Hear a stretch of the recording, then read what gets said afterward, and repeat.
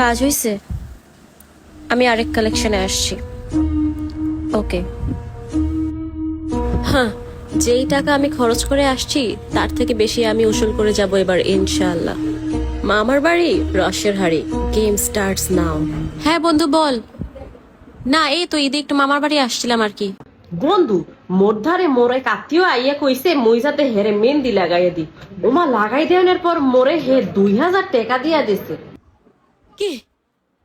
একের সঠিক সময় সঠিক তথ্য দিছস। Thank you so much.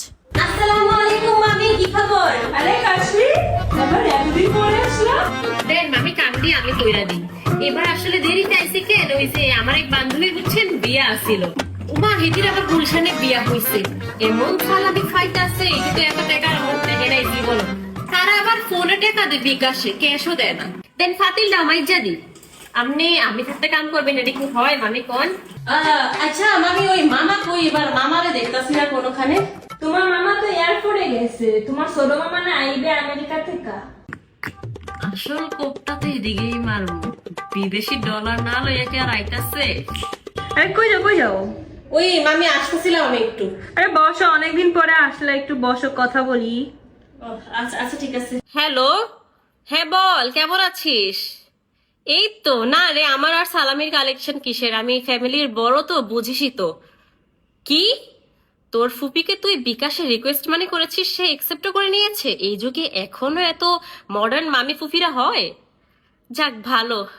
কি বিকাশে রিকোয়েস্ট মানি করে টাকা দেওয়া যায়? হ্যাঁ মামি। তোমার মামা তো আমার কাছে তোমার লাগে সালামি দিয়ে রাখছে বিকাশে, কিন্তু আমি তো পাঠাইতে পারি না। আর যদি তুমি মামা নিরে ঈদের সময় একটু সাজায় দাও, তোমার এক বিশেষ সালামি দিব। সত্যি মামি?